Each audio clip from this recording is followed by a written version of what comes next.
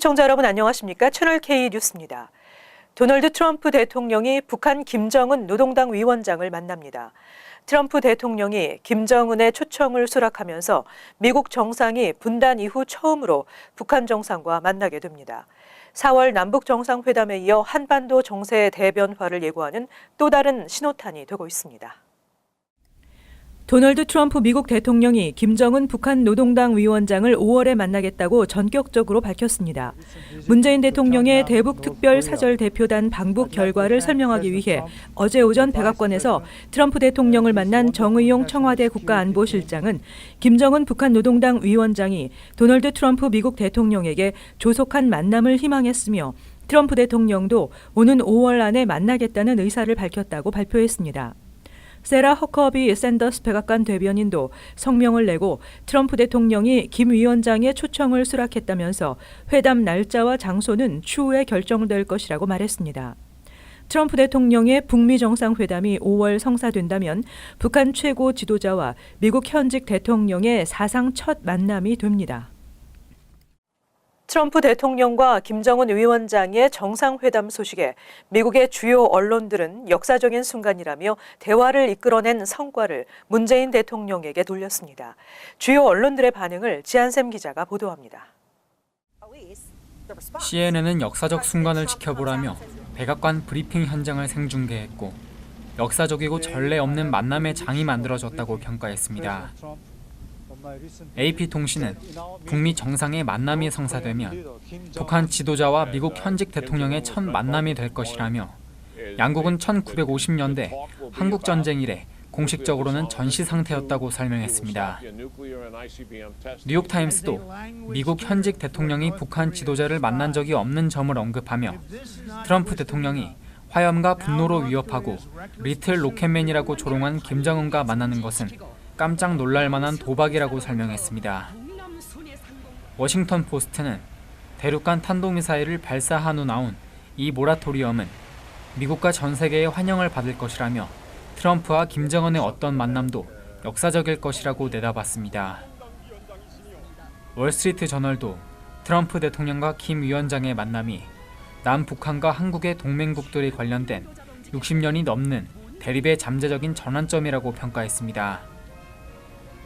북미 정상의 만남을 성사시킨 문재인 대통령의 공을 인정해야 한다는 평가도 잇따랐습니다.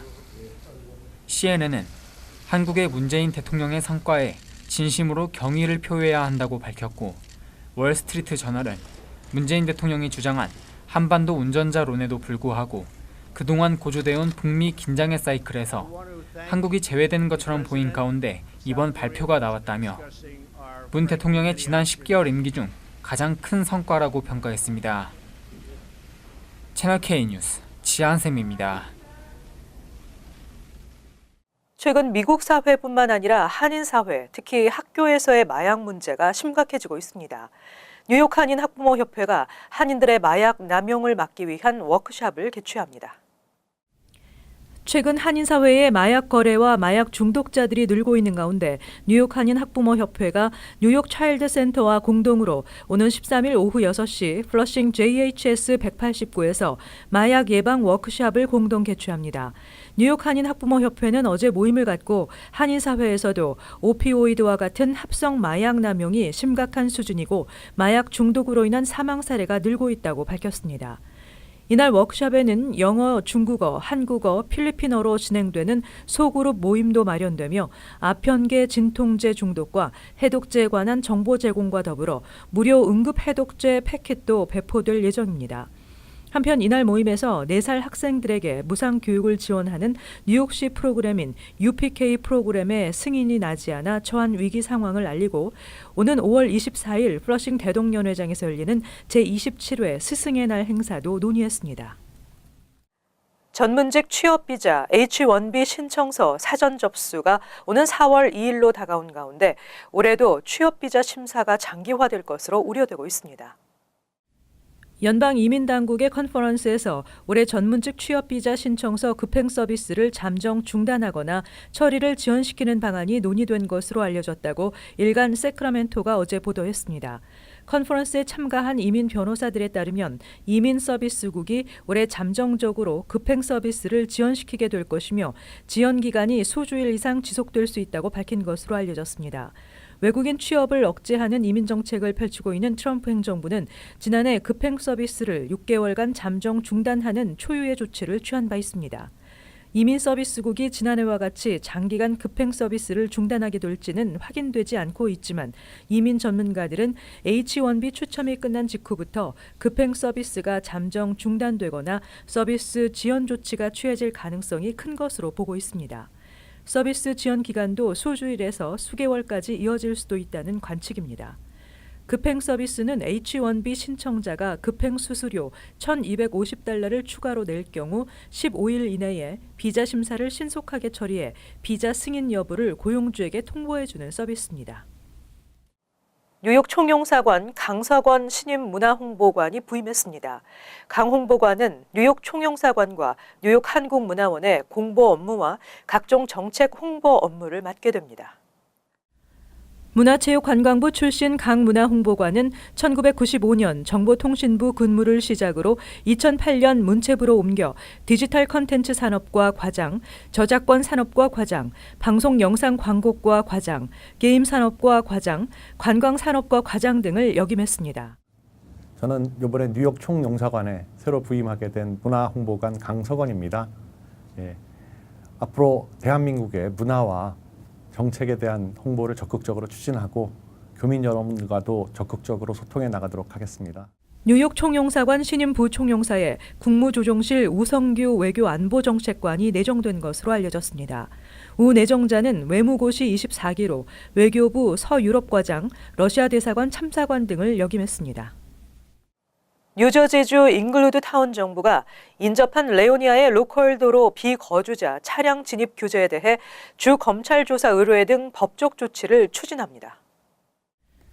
뉴저지 레코드지에 따르면 잉글루드 시의회는 특별 법률 자문을 선임해 레오니아의 비거주자 차량 진입 규제에 대한 법적 검토에 착수하고 주 검찰에 레오니아의 조치가 합법인지 여부를 조사해달라고 요청할 계획인 것으로 알려졌습니다.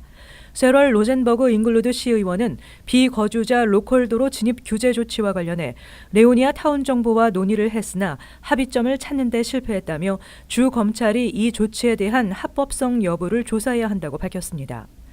레오니아와 맞닿는 잉글루드 주민은 레오니아 방문이 아닌 단순 통과 목적이라면 통제 시간대에는 레오니아 로컬도로 이용이 불가능합니다. 로젠버드 시의원은 매일 주민들로부터 항의 편지를 받고 있다며 레오니아 정부가 그들의 주민을 보호하려 한다면 우리는 우리 주민을 보호할 것이라고 말했습니다. 유다 지글러 레오니아 시장은 비거주자 차량 진입 규제 조치는 합법적인 절차에 따라 마련된 것이라며 잉글루드 타운의 대응에 개의치 않는다고 반박했습니다. 학자금 재정 보조 신청과 관련해 제3자에게 이를 대행 또는 일이 많은 행위를 막기 위한 심사가 강화됩니다.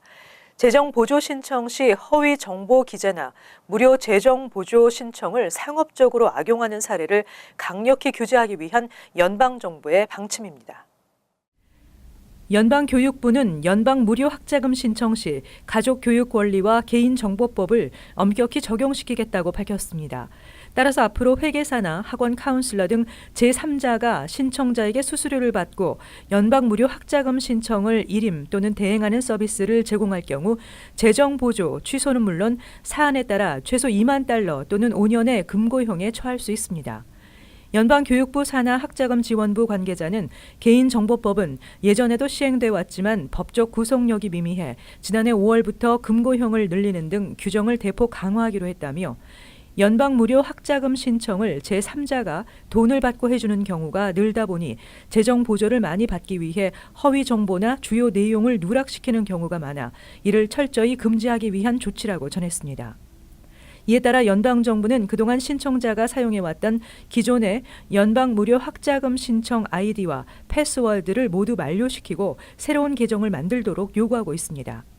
신청자는 신규 계정을 만들면서 개인정보법에 근거해 자신의 아이디와 패스워드를 제3자 또는 타인에게 절대 공유하지 않겠다는 내용의 온라인 서명을 해야 합니다. 개인정보법 강화는 연방정부의 강력한 규제 정책의 일환입니다.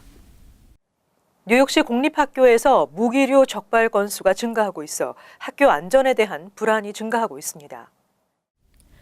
지난해 10월에서 12월 뉴욕시 공립학교에서 적발된 칼과 박스커터는 112개로 전년도 같은 기간 72개에 비해 55.6%나 증가했습니다. 기타 무기류 적발도 25건에서 37건으로 48%나 늘었습니다.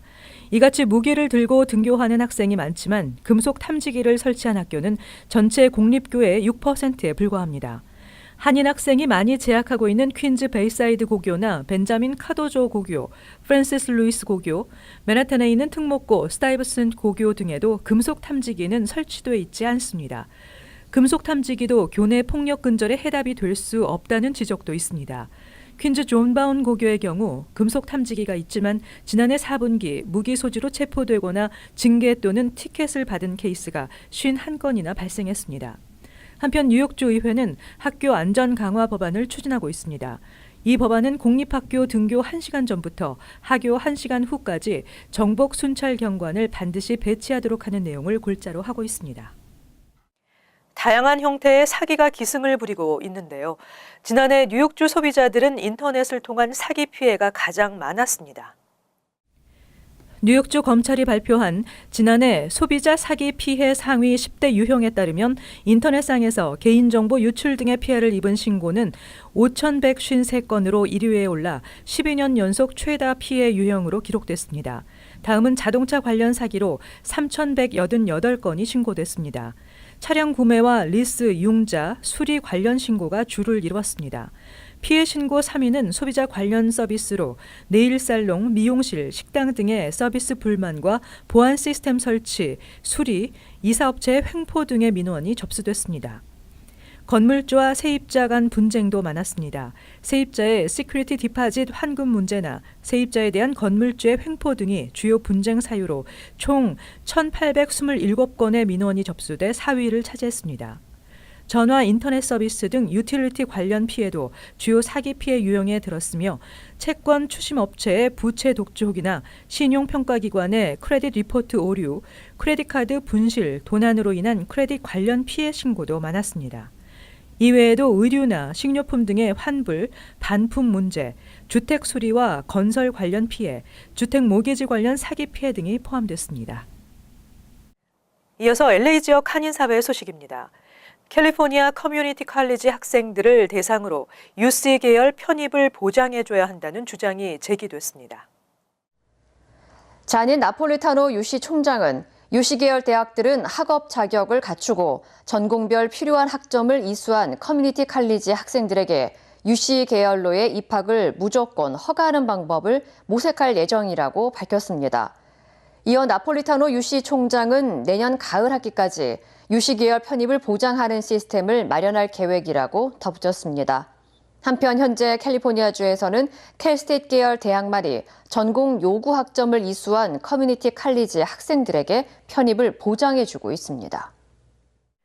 LA시가 노숙자 문제를 해결하기 위한 프로젝트의 일환으로 노숙자 지원센터를 마련했습니다. 에릭 가세티 LA시장은 다운타운 시청에 노숙자 헬프데스크를 개관하고 노숙자들의 장기 주거공간 지원을 돕기 위한 상담을 실시할 계획이라고 밝혔습니다. 노숙자 헬프데스크에서는 쉘터와 위생시설, 무료 식사 제공, 그리고 의료 서비스 등에 대한 정보가 제공됩니다. 가세티 시장은 노숙자들은 다양한 지원 서비스가 있다는 것을 알지 못하는 경우가 많다며 헬프데스크는 이들이 장기 거주지로 전환하는 데 큰 도움이 될 것이라고 기대했습니다. 한편 노숙자 헬프데스크는 주중에는 아침 8시부터 오후 4시, 토요일에는 아침 8시부터 정오까지 운영됩니다. 이어서 간추린 소식입니다. 주요 건강보험 회사 중 하나인 엠블럼 헬스가 가입자들의 소셜 시큐리티 번호를 유출시킨 혐의로 57만 달러의 벌금을 물게 됐습니다. 엠블럼 헬스는 2016년 10월부터 보험 가입자들의 정보가 기재된 우편물을 발송하는 방식으로 8만 1,122명의 소셜 시큐리티 번호를 유출시켰습니다. 전체 피해자 중 69%에 해당하는 5만 5천여 명은 뉴욕주 가입자들입니다. 차기 뉴욕시 교육감으로 지명된 리차드 카란자의 불륜과 인사보복설이 제기됐습니다.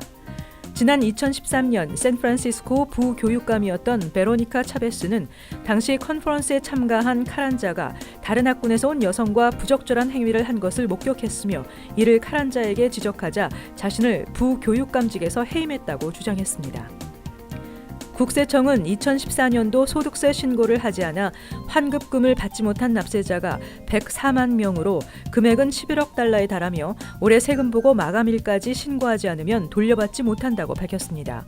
미환급금 규모는 뉴욕의 경우 납세자 5만 3,600명, 6,014만 달러이며 뉴저지는 2만 8,600명, 금액은 3,245달러입니다. 뉴저지 지역에 전기와 가스를 공급하고 있는 PSENG가 오는 4월 1일부터 요금을 인하합니다. PSENG는 지난 2일 뉴저지 주 공공사업국에 가정용 전기와 가스 요금을 2%까지 낮출 수 있는 인하안을 제출했습니다.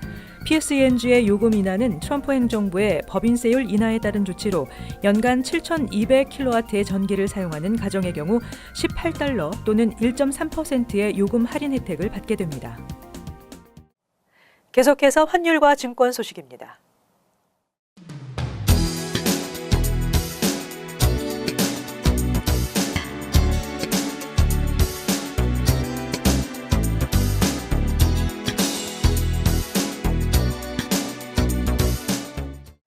끝으로 날씨 전해드립니다. 토요일은 바람이 다소 불겠고 맑겠습니다. 낮 최고 기온은 42도, 섭씨 영상 6도, 밤 최저 기온은 29도, 섭씨 영하 2도 예상됩니다. 일요일은 대체로 맑겠습니다. 월요일 대체로 흐리고 바람이 부는 날씨 예상됩니다. 이상으로 채널K 뉴스를 마칩니다. 시청해주신 여러분 고맙습니다.